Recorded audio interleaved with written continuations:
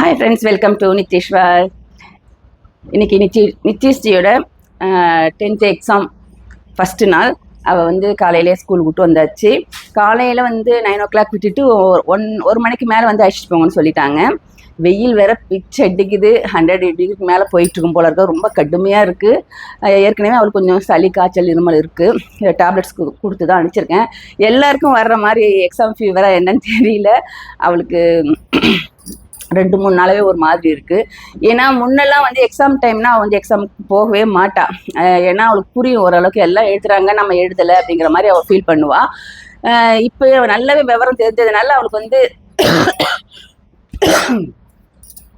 சொல்லி புரிய வச்சுருக்கேன். இந்த மாதிரி எக்ஸாம் வந்து நீ 10th படிக்கிற, நீ வந்து அடுத்த லெவலுக்கு போகணும், இப்படி ஒன்று அவளுக்கு எல்லாமே புரிஞ்சதுனால சொல்லி கொடுத்து அவளை வந்து எக்ஸாமுக்கு ப்ரிப்பேர் பண்ணிடணுங்க. ஸ்கிரைப் மூலமாக தான் எழுத போகிறா. இருந்தாலுமே அவள் அதுக்கான தயார் நிலையில் இருக்கணும்ல, மனநிலையில். சரி, அங்கே போய் ஒரு 1 hour உட்கார்ற அளவுக்கு இருக்கணும்ல. அதனால் அவளை வந்து சொல்லி கன்வின்ஸ் பண்ணி புரிய வச்சதுனால அவளும் ஹாப்பியாக கிளம்பி போயிருக்கா. கொஞ்சம் தயங்கினா, இருந்தாலும் அவளோட பசங்க எல்லாமே அங்கே தானே இருப்பாங்க. அதனால அவள் கொஞ்சம் ஹாப்பியாகவே கிளம்பியிருக்கா. காலையில் அவளுக்கு தோசை பண்ணி கொடுத்து சாப்பிட்டா. பசிக்கல, எப்பயுமே பசி தாங்க மாட்டா. இன்னைக்கு எனக்கு வேணாம்மா அப்படிங்கிறா.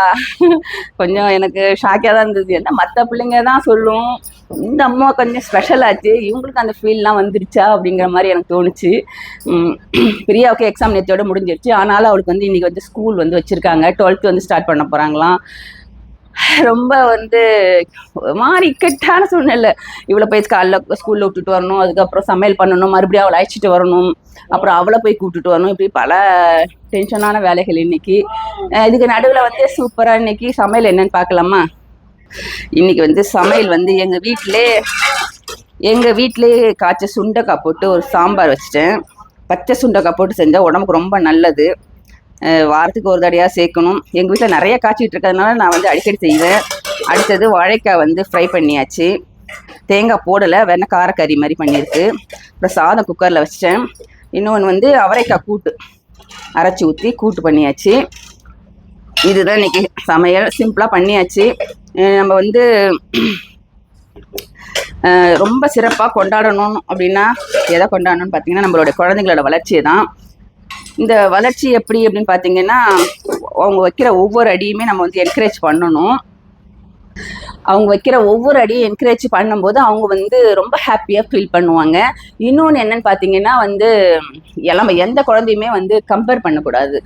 இப்போ என்னோட குழந்தை ஸ்பெஷல் சைல்டு அப்படின்னா பிரியா இருக்கா, கார்த்திக் என்னோட பையன் இருக்கான். இப்போ அவங்க என்ன படித்தாங்க, அவங்க என்ன பண்ணாங்க அப்படின்னா அவங்களுக்குள்ளே நான் வந்து ஷேர் பண்ண, அதாவது என்ன சொல்கிறது, கம்பேர் பண்ணக்கூடாது. இப்போ என்னோட பையன் நல்லா இப்போ காலேஜ் ஃபஸ்ட்டு, ஸ்கூல் ஃபஸ்ட்டு, அப்படி எல்லாமே எடுக்கிறான். இப்போ பிரியாவை அவங்க கூட வந்து கம்பேர் பண்ணக்கூடாது. அதே மாதிரி பிரியா கூட வந்து நித்யாவை கம்பேர் பண்ணக்கூடாது. இப்படி நம்ம வந்து நம்ம குழந்தைங்களுக்கு கூட பார்ஷாலிட்டி பார்க்காம எல்லாத்தையும் தட்டி கொடுத்து அவங்கள வந்து அழைச்சிட்டு போகணும். ஏன்னா ஒன்றில் ஒருத்தவங்க ஸ்பெஷலாக இருப்பாங்க. இப்போ பிரியா வந்து மல்டி டேலண்டட், நித்யாவும் அதே மாதிரி, பையனும் அதே மாதிரி, அப்படிங்கிற ஈக்குவலாக தான் பார்க்கணுமே தவிர நம்ம வந்து நம்ம குழந்தைங்கள்ட்டே நம்ம வந்து பார்ஷாலிட்டி பார்க்கும்போது அவங்களுக்குள்ளே வெறுப்பு வந்துடும். அந்த தப்பை மட்டும் பண்ணாதீங்க. நம்ம வீட்டில் 2-3 குழந்தைங்க இருந்தாங்கன்னா எல்லாருமே என்கரேஜ் பண்ணுற மாதிரி அழைச்சிட்டு போங்க. இப்போ உன் தம்பி அப்படி மார்க் எடுக்கிறான், நீவா அப்படி எடுக்கிறான், அவங்கள வந்து டவுன் பண்ணாதீங்க. ஓரளவுக்கு நம்ம குழந்தைங்களை வந்து அட்ஜஸ்ட் பண்ணி அவங்க என்ன மனநிலையில் இருக்காங்க. ஏன்னா இப்போ வந்து காம்படிஷன் அதிகமாக இருக்கிறதுனால குழந்தைங்களுக்குள்ள மார்க் தான் ஃபர்ஸ்ட் அப்படிங்கிற மாதிரி நம்ம கொண்டு போகிறோம். அது மட்டும் வாழ்க்கை கிடையாது. நல்ல பிஹேவியர் இருக்கணும் குழந்தைங்களுக்குள்ள. அதை நம்ம வளர்த்து விடணும். நம்ம குழந்தைகிட்ட நல்ல பிஹேவியர் இருக்கா, எஜுகேஷன் ஓரளவுக்கு இருந்தால் கூட பரவாயில்ல. நம்ம வந்து மார்க்கை வச்சு மட்டும் நம்ம வாழ்க்கையை நடத்திட முடியாது. பிஹேவியர் இல்லைன்னா நம்ம குழந்தை வந்து லைஃப்ல தோர்த்து போயிடுவாங்க. அதனால நல்ல பிஹேவியரையும் கற்றுக் கொடுக்கணும். அதே சமயம் வந்து படிப்பு எந்த அளவுக்கு முக்கியங்கிறத சொல்லிக் கொடுக்கணும். ஒரு ஸ்பெஷல் சைடா நித்யஸ்ரீ நாங்கள் இந்த அளவுக்கு கொண்டு வந்திருக்கோம் அப்படின்னா அவளுக்கு படிப்போட முக்கியத்துவம் தெரியணும். இப்போ அவள் நல்லா படிப்பா எழுதுவா. ஓரளவுக்கு அடிப்படையான விஷயங்கள் வந்து நித்யஸ்ரீக்கு தெரியும். அதை வந்து இன்னும் மேலே மேலே கொண்டு போகணும். இப்போ சின்ன குழந்தை தானே, அது இன்னும் நிறைய நாட்கள் இருக்கு. அப்போ வந்து நம்ம வந்து நம்மளால முடிஞ்ச அளவுக்கு எழுத படிக்க அவளுக்கு என்னென்ன கற்றுக் கொடுக்க வேண்டியமா எல்லாத்தையும் கற்றுக் கொடுத்துட்டோம்னு வச்சுக்கங்களேன். அவள் லைஃப் வந்து அவள் நல்லா அழகாக மேனேஜ் பண்ணிப்பா. அந்த அளவுக்கு வந்து அவளை கொண்டு போகணும். அதுதான் ஒரு ஆஸ் எ பேரண்டா நம்ம வந்து யோசிக்கணுமே தவிர மற்றபடி அந்த குழந்தைங்கள்ட்ட வந்து எந்த விதமான பார்ஷாலிட்டியும் பார்க்கக்கூடாது. ஒரு ஸ்பெஷல் சைல்டுக்கு அப்பா அம்மானாக்கா அவங்க வந்து அதை இன்னும் கொஞ்சம் டைம் கொடுத்து அந்த குழந்தைய வந்து விஷயங்களை வந்து கற்றுக் கொடுங்க. மற்றபடி நம்ம வந்து அவங்கள எந்த விஷயத்துக்காக ஃபோர்ஸ் பண்ண வேண்டாம். அவங்கக்கிட்ட என்ன இயல்பாக இருக்கோ அதை வந்து கொண்டு போங்க. இனி நித்யஸ்ரீ போய் அழைச்சிட்டு வர போகணும். இனி நான் ரெடி ஆகிட்டு அவங்க அப்பாவை நான் போய் அழைச்சிட்டு வர போகிறோம். இன்னைக்கு சமையல் இதோட முடிஞ்சுது. இனி பூஜை முடிச்சுட்டு சாப்பிட்டுட்டு அப்புறம் சாயங்காலமாக நம்ம நித்யஸ்ரீ கொஞ்சம் நேரம் பேசலாம். அவளுடைய எக்ஸ்பீரியன்ஸ் எப்படி இருந்தது அங்கே நம்ம கேட்கலாம்.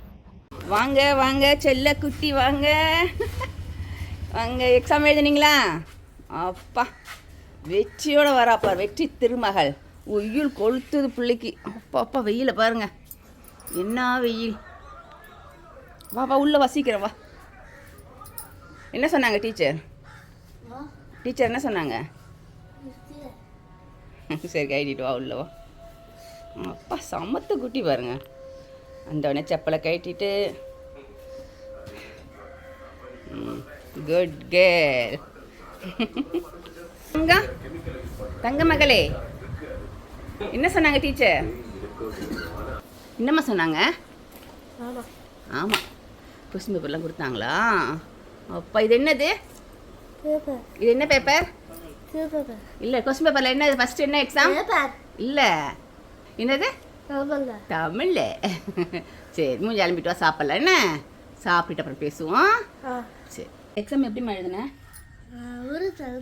எக்ஸாம் முடிஞ்சுதா? நல்லா இருந்ததா? டீச்சர் எழுதுனாங்களா? உனக்கு ஹாப்பியாக இருந்ததா? எப்படியோ சூப்பராக அழகாக வந்துட்டாங்க. ஃபஸ்ட்டு ரொம்ப சந்தோஷமாக இருந்தது. ஃபஸ்ட்டு டே நல்லபடியாக சக்ஸஸாக முடிஞ்சது. சூப்பர் இல்லை? எனக்கு காஃபி குடிக்கிறான். ரொம்ப இன்றைக்கி வெயில் அதிகம் அப்படிங்கிறதுனால தாங்க முடியல. சரி okay, bye sir. Thank you for வாட்சிங்.